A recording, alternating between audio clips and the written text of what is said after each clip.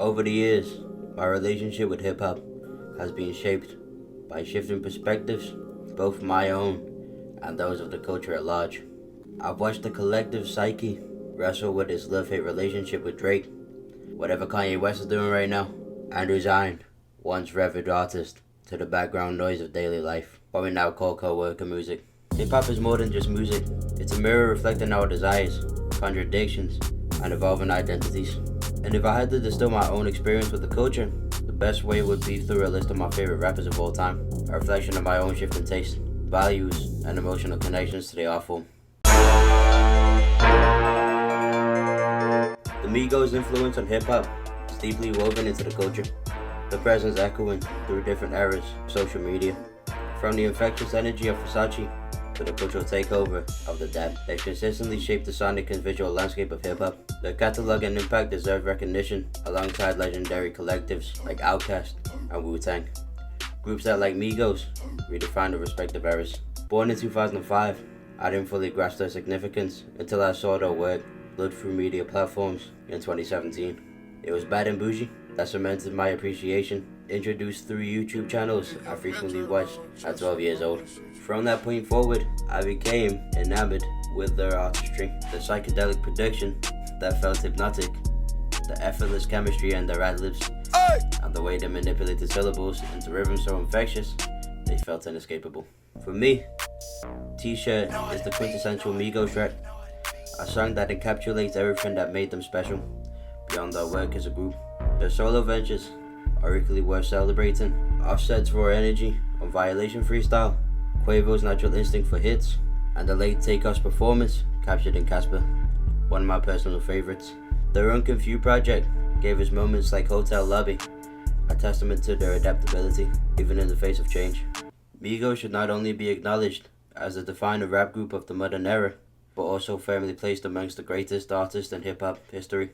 Their sound, their impact, and their legacy are undeniable. My introduction to Young Thug came through Havana by Camila Cabello, during a time when hip-hop was blended with global influences, creating music that felt fresh, genre-fluid, and accessible, even to the casual listener like my younger self. Looking back, that era carries a certain nostalgia. At first, Thug's voice struck me as strange, almost indecipherable. I hadn't yet grasped the slang, the cadence, or the controlled chaos of his delivery. But as I immersed myself in his music, it wasn't just the lyrics that pulled me in, it was the melodies. The London was one of those tracks that took me a few listens to fully appreciate, but once it clicked, it was over. Suddenly, I was hooked on tracks like Forever Ever, and I found myself shocked whenever others couldn't hear the genius I now recognized. Ironically, forgetting that I too once didn't get it. What sets Young Thug apart is his ability to challenge the very structure of hip-hop through melody. He stretches, bends, and reshapes his voice like an instrument, yet he never loses the rawness that defines trap music. Even at his most laid back, he remains hypnotic, something best exemplified in Daddy's Birthday, where smooth trap soul style chords float over minimalistic trap drums, allowing Thug to carve out the melodies that burrow into your brain. But if one song captures everything that makes him great, it doesn't just exist within the trap sound, he warps it, elevates it, and makes it undeniably his own. Young Thug isn't just a hitmaker, he's a visionary, one of the greatest to ever challenge what hip-hop can be. The first time I ever encountered Lil Yachty was through Broccoli music video, back when YouTube's autoplay would drift off to whatever was trending in music. The song had just dropped, and something about Yachty stuck with me. Maybe it was the way he casually referenced Hulk, a figure so deeply embedded in my childhood fascination with wrestling. There was something subconscious at play, a bridge between past and present, nostalgia and discovery. Later I stumbled upon Forever Young on a car ride home from a family dinner. I remember the moment vividly, not just the song, but the feeling it left behind, as if it had printed itself into the memory of that night. Music often does that, embedding itself into moments so they feel incomplete without the soundtrack. Another late night scrolling through hip-hop compilation channels to build playlists, I came across Yachty again. It was an unintentional pattern, he kept showing up. By the time Lil Bo 2 dropped, I wasn't just listening, I was invested, Maybe at first it was the stacked feature list that pulled me in, but at some point, the music itself became the anchor. That album became a loop in my life, playing over and over until it was part of me. Still, Yachty didn't get the artistic credit he deserved until Let's Start Here arrived. A project that felt like a psychedelic rebirth, a shift in perception, an artist breaking free from expectations. Beyond just music, Yachty reshaped my taste, leading me down rabbit holes I might not have explored otherwise. I discovered Soon As I Get Home by Faith Evans, while searching through whosampled.com, tracing the DNA of Forever World with Trippie Redd. It's strange how influence works, how something as small as a sample can change the way you listen, the way you create. Looking back, I can see how Yachty became a subconscious thread in my own musical evolution, not just as an artist I admired, but as a catalyst for what I would come to love. Doja Cat's evolution as an artist reflects a psychological shift, both in her own self-concept and in the way audiences perceive women in hip-hop. Early in her career, she fit into the archetype of the cool girl, the kind of artist adored by male audiences for her charm, humor, and unthreatening appeal. But as she gained mainstream recognition, particularly with Planet Her, the layers of her artistry became undeniable. Each track on that album showcased a different facet of her identity. Woman wasn't just a song, it was a declaration of duality, seduction, and empowerment, delicacy, and dominance. Being like this let us hear her vocal dexterity, the emotional weight behind every note. And ain't shit, that was raw, unfiltered rap, a moment of catharsis, wrapped in rhythm and poetry. Doja Cat understood the psychology of branding, strategically leaning into hip-hop when it served her, then stepping back to challenge the gaze in tracks like Attention, where she dissected the very way people consume her image. Seeing her live felt witnessing a psychological experiment in real time. A crowd full of Doja, as advertised. I can now say that I've been there, done that, bought the t-shirt. But more than that, I saw the shift from the industry's darling to an artist who defines herself regardless of who's watching. Hearing J.I.D. for the first time on Sirens by Denzel Curry felt like an initiation into something greater. His verse, a personification of the contradictions of America, was so sharp that it forced Denzel to double back. That moment stuck with me, but it wasn't until DiCaprio 2 that I truly immersed myself in his world. Off These was the gateway, a high-energy lyrical onslaught that was only amplified by Cole Bennett's signature visuals. From that point on, I was hooked, trying to decipher every word, wishing I could craft something even half as polished as Working Out. His ability to blend technical prowess with humor made his music even more magnetic. Lines like, "Alright, what you call a chick that don't suck dick, you don't," were as funny as they were clever. As Ed and Eddie became my personal anthem in high school, DiCaprio 2 became the soundtrack to my lockdown experience. But it was the forever story that cemented its legacy for me. A sequel in name, but a reinvention and execution. It showcased everything. His storytelling, his relentless flows, his vocal control, and Cody Blue 31. That was the song that elevated him to where he is now. J.I.D. isn't just a rapper. He's an architect of sound, a master of rhythm, and an artist whose every word feels intentional. The era in which most of us first heard Juice WRLD is almost inseparable from a specific time in internet culture. Playing Fortnite with PlayStation Spotify playing in the background, and YouTube reactors breaking down Goodbye and Good Riddance track by track. It wasn't just music, it was an experience, a shared digital moment that made his melancholic melodies feel even more personal. At first, I was just a casual listener, aware of his presence but not fully immersed. That changed one night at my mum's friend's house.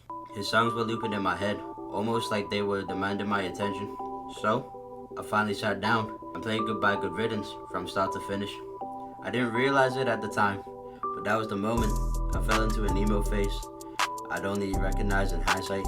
Now, the internet has a way of reducing things to memes. Juice WRLD being labeled as co-worker music is just another example of how fast legacies can be rewritten online. But beneath the disclosure and the oversaturation of posthumous releases, there was undeniable talent. Juice WRLD wasn't just making music, he was making pain feel poetic, giving voice to emotions people didn't know how to articulate. That's the part worth remembering. I wasn't aware of XXXTentacion before his passing in 2018, but the impact of his music hit me in the moment I first heard Sad. It was a time when music still felt distinctive, when summers in high school felt endless, and when emotions carried weight in the songs that defined those moments. That track alone sent me down a path that shifted my entire taste, going from Eminem and Demi Lovato to XXXTentacion and Ski Mask Slump God, fully diving into hip-hop, just as platforms like World Star were at their peak, and Lyrical Lemonade was reshaping the landscape of music videos. X's mainstream catalog alone is enough to solidify his legacy, especially with albums like 17, where his versatility wasn't just about genre hopping, but about delivering every style with the right emotional intensity. But his SoundCloud catalog, that's what cemented his place into the big three of SoundCloud rap. Tracks like Vice City, I Love It When They Run, I'm Sipping Tea in Your Hood, and Look at Me proved that. Even while X was often categorized as making ignorant rap, there was always more beneath the surface. The distortion, the raw aggression, the unpredictable shifts in tone. He fused it all to make something chaotic, yet intentional. Something that felt like pure energy, rather than just music. His ability to tap into both extreme vulnerability and extreme rage is what made his presence irreplaceable. Back in 2018, discovering XXXTentacion and Ski Mask Slump God felt like a package deal. You couldn't really have one without the other. But Ski was always a layer deeper on the iceberg, thriving in his lane of technical high-energy delivery. Their careers ran parallel in a lot of ways. Both SoundCloud legends, both with solid mainstream success, and both proving their versatility. But what hooked me about Ski wasn't just his ability to rap fast. It was that he made it sound effortlessly cool. He wasn't trying to prove a point like the I hate mumble rap guys. He was just having fun, and it showed in every track. His best moments are when he leans fully into his off-the-wall energy. Catch Me Outside, Baby White, Do I Have the Sauce, Foot Fungus, Fossophilia, Tuk Tuk. Each track, its own blend of slick wordplay, anime references, and cartoonish charisma. While I'd love for him to stick into this lane indefinitely, I can't be mad at what he's given us. He's one of the few who can make rap feel like fun, and that's what makes him stand out. I'll be honest, 6ix9ine did run 2018, whether people like to admit it or not. But if I hadn't been a fan, I probably wouldn't have even discovered Trippie Redd through Post 1469. I had also vaguely heard Love Scars through hip-hop YouTube channels, but I wasn't fully logged in as a fan until Dark Knight Demo took over my playlist. The moodiness and aggression of that track matched exactly how I felt at the end of summer 2018, knowing school was right around the corner, but still wanted to hold on to that energy. The haunting production, Trippie's delivery, and Travis Scott's feature made it one of those songs that never left my headphones. Trippie's recent projects, like his collab with Machine Gun Kelly, might not showcase his full talent, but that doesn't take away from what he is at his core. Unique, versatile, and undeniably skilled in both rhythm and poetry, and hip-hop. His ability to switch between rapping and singing without losing his signature sound is what sets him apart. If you want proof of his vocal talent, Love Scars 4 is all you need. If you want to hear him just rap, Can You Rap Like Me is his moment of technical flex. But if you want both, his full artistic range in one song, Hellboy is the perfect example of why Trippie Redd is in a lane of his own. My introduction to 21 Savage was probably like a lot of people's. His feature on Rockstar with Post Malone.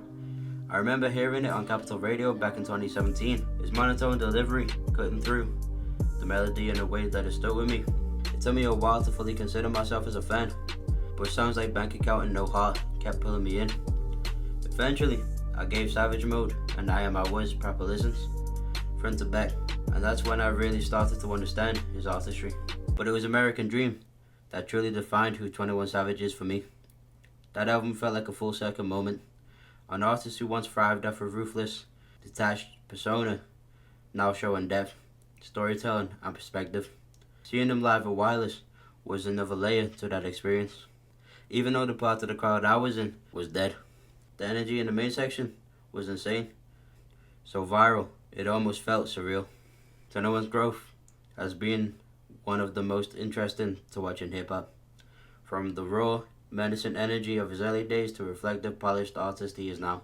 His journey has been proof that evolution doesn't mean losing what made you great. It means sharpening it.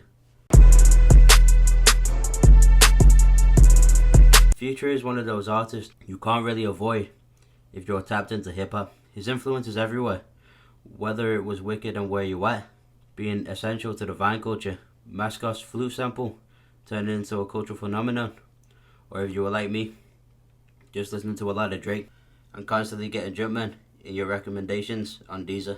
But Future didn't fully click for me until 2019 with The Wizard. I had already enjoyed his collab tape with Juice WRLD, and songs like Crushed Up were cool, but Promise You That was the moment that sealed it. The way he opened the verse after the chorus, sounding indecisive but still passionate, just hit different. From that point on, I was all in, stacking my playlist with Future's discography, fully understanding why people called him Pluto. The collab tape with Uzi, insanely infectious. I Never Liked You, that era had me locked in, and it was also the first real video I ever made on YouTube. And then, of course, I finally got to see him live. Showing up an hour late, performing for only 20 minutes. Oh yeah, that's my goal.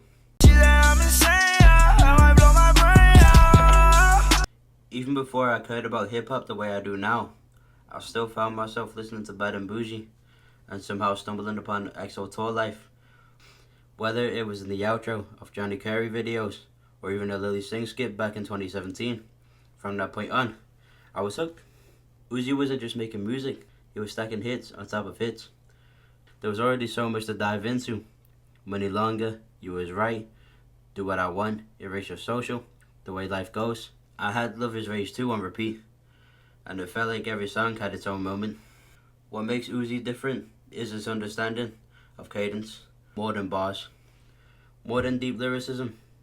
It was the way he delivers each word that makes his music infectious. But when he does lean into storytelling, like on You Was Right, you realize there was more to his pen than people give him credit for. If there's one song that defines Uzi as an artist though, The Way Life Goes, melodic, emotional, hypnotic, it's everything that makes Uzi, Uzi. Uzi, wake your ass up. Hold up, bitches in my dime. Taking hella long, bitch, give it to me now. I might have faintly known problems just from hearing it everywhere in the media. The first time I really listened to A$AP Rocky was Praise the Lord through my PlayStation Spotify. Looking back, if my purpose in 2018 was to get fully immersed in hip-hop, then discovering Rocky was a necessary step. I remember reactors like CDTV The G and I'm Dante testing video, which only pulled me deeper into his catalog. But what truly set Rocky apart for me was his ability to make everything look effortlessly cool. The way he rapped in the mirror at the end of LSD video, iconic. Once I became a fan, there was no going back. My favorite Rocky track is Sad Man. That dark, moody cloud rap song, the unhurried delivery, the effortless flexing. Record an album with Mercedes like GQ it. He made luxury feel poetic. If anything, Rocky was the one who made me start appreciating the classy side of life. This is the part that the thugs skip. I think it might have been my first day of high school in 2016 when I randomly shuffled a Drake playlist on Spotify. Somehow, WRLD kept making its way into the mix. The title alone caught me off guard, which is probably why the song's still with me. But like most artists back then, I didn't fully stay with J. Cole until my hip-hop awakening in 2018. That's when I stumbled upon ATM, right in the middle of that ignorant rap era. But instead of seeing it as some death to mumble rap anthem, I actually appreciated how it shared elements with the very music it was supposedly critiquing. The trap production, the catchy repetitive hooks, and of course, I wouldn't have gotten this deep into the catalog of Cole without hip-hop reaction channels breaking his music down for me. What I respect most about J. Cole is how he delivers messages without coming off corny. Love Yours is one of those songs where the message really hits when you need it the most. And when the off-season dropped in 2021, it became the soundtrack to my transition from high school to college. A fitting moment for an artist who's always been about growth. But my favorite J. Cole song, Kevin's Heart, a trap named after one of my real idols. At the time, his mistakes had gotten the best of him. The warm, jazzy trap beat, the layered metaphors, the soulful melodies, the hypnotic repetition. It's Cole at his best. And whenever I need a reminder of what really matters, Love Yours is always there. Words that powerful can make a real difference. As a fan of Uzi, I naturally gravitated towards collaborations with Playboi Carti. But when I first heard Woke Up Like This, it felt empty to me, almost strange, as if something was missing. I was still a casual listener at that point, unconsciously filtering music through a framework that hadn't yet expanded to appreciate Carti's approach.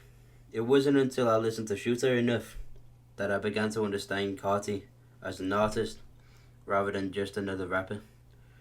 Repetition became revelation. The more I immersed myself in his music, the more I saw the intention behind his delivery. The way his presence on the track transcended traditional lyricism.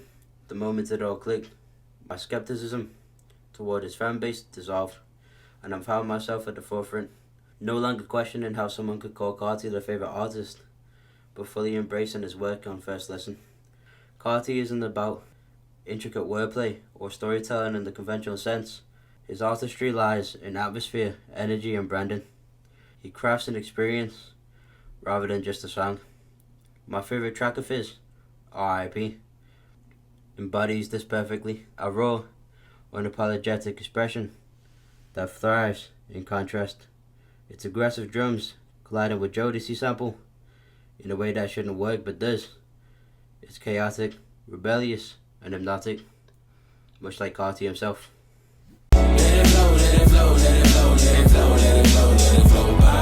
My introduction to Denzel Curry was through a cultural moment rather than a deep dive into his music.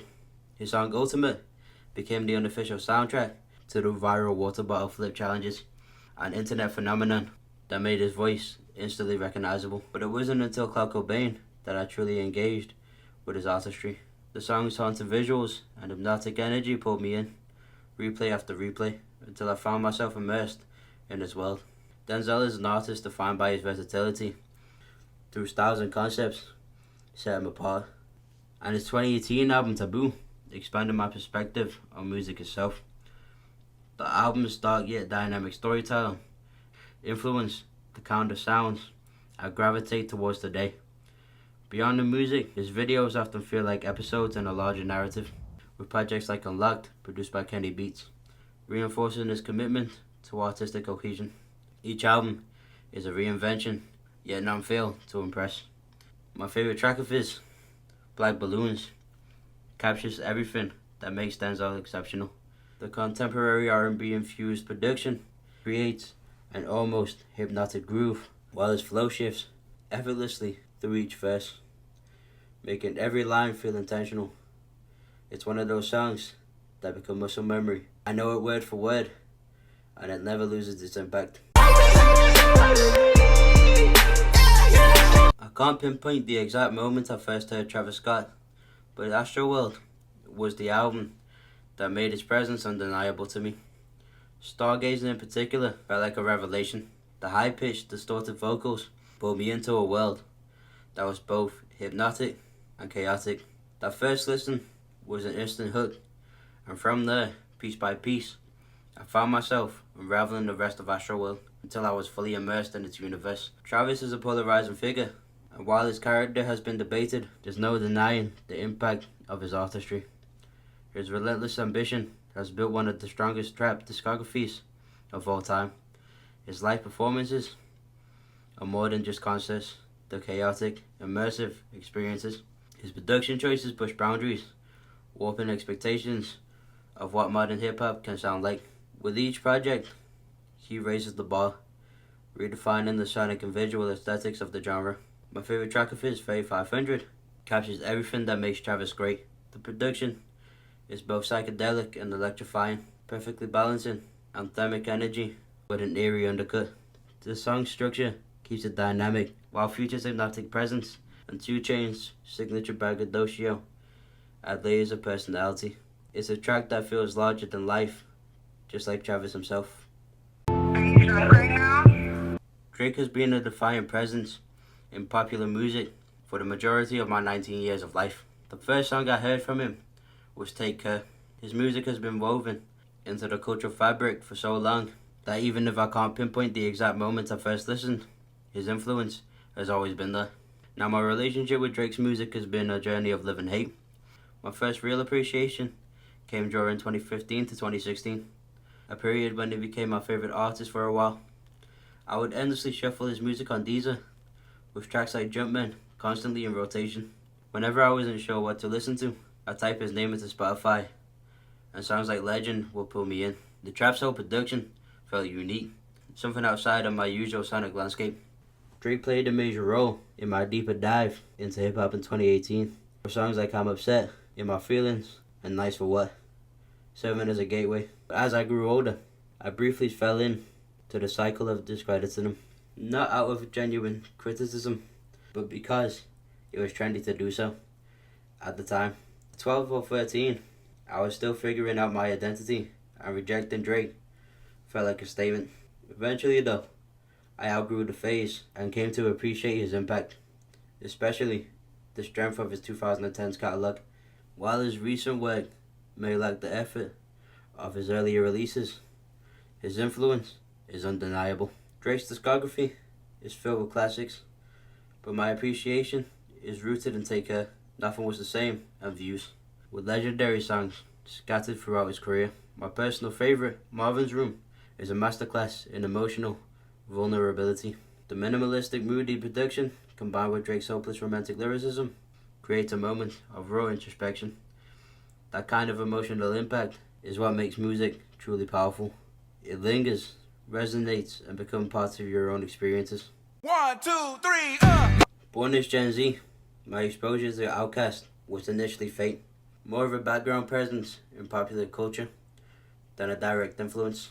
The first song I remember actively listening to was Hey Ya, included in the Now Party Hits album I bought on iTunes in 2016. At the time, it was just another catchy song, something I enjoyed without fully appreciating the artistry behind it.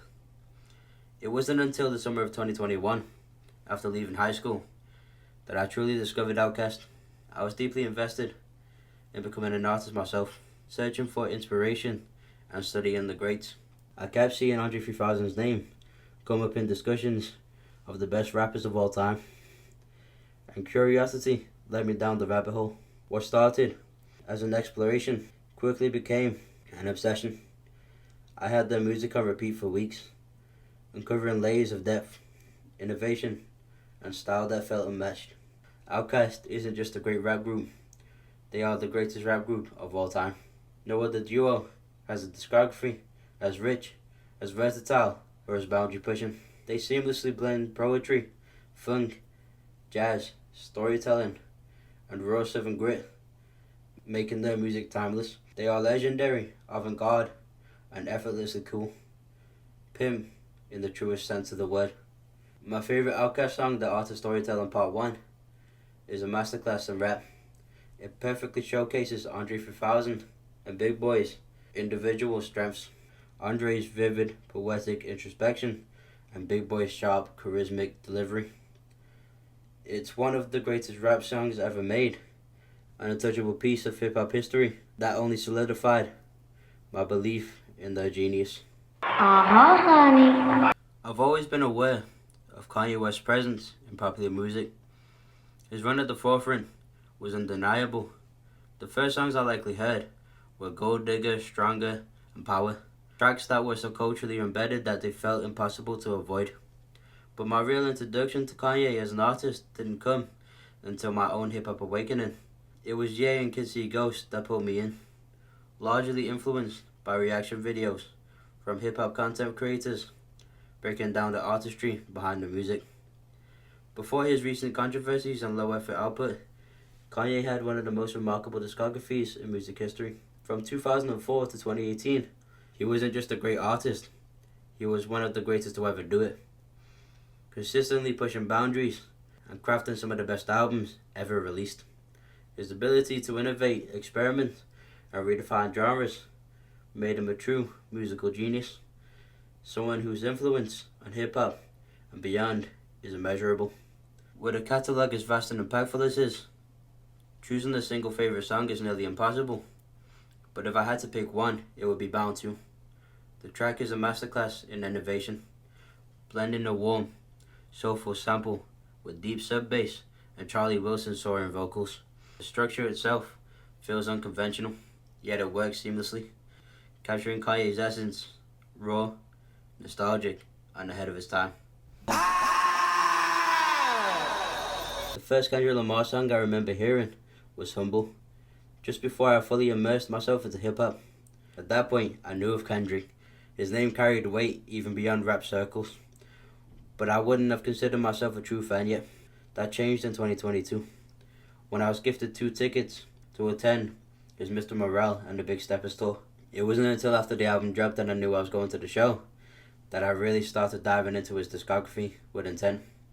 One of the first tracks that truly resonated with me was You, a raw, unsettling display of emotion that felt unlike anything I had heard before.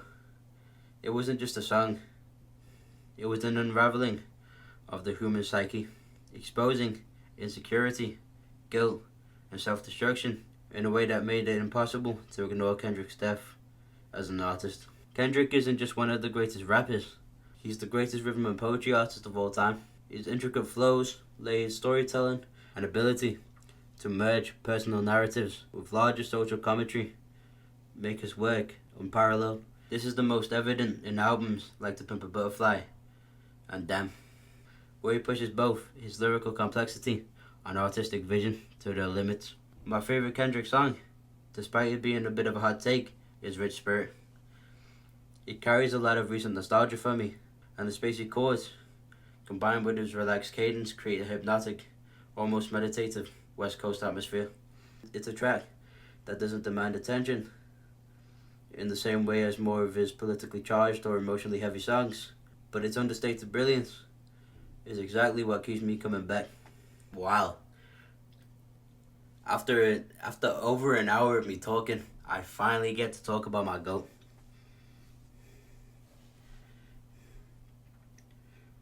The first time I heard Tyler the Creator was the first time I heard Tyler the Creator was through Okra, a track that instantly stood out with its distorted, heavy yet minimalistic instrumental and his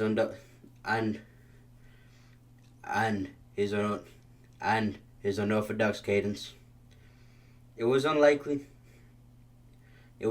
anything I've heard before, and that raw energy pulled me in. But what really deepened my interest was watching Dante's reaction to Ego. At first, the album didn't fully click with me, but that changed on a bus ride home from a school trip to Blackpool Pleasure Beach. I had been listening to Lil Pump's album and felt underwhelmed, craving something that felt like a real journey. That's when I gave Ego my full attention. Slowly, it became the best thing I've ever heard. And when lockdown hit, bringing with it isolation and the feeling of depression, I suddenly had all the time in the world to dive even deeper into Tyler's discography. Flower Boy became the soundtrack to the road trips that got us out of the house. I spent hours watching his performances on YouTube, studying the way he carried himself as an artist. He wasn't just making music, he was crafting entire worlds, pushing boundaries in both sound and aesthetics. The influence stuck with me and still drives me to become the artist I want to be. Tyler headlined the first festival I ever attended in 2022, a full circle moment that cemented his impact on my life. And now, in 2024, I'm grateful to have the chance to see him again, this time VIP style. For his Chromacopia tour, it's not just another concert, it's another chapter in the story of how his music continues to shape me to the artist I want to be. Coldham.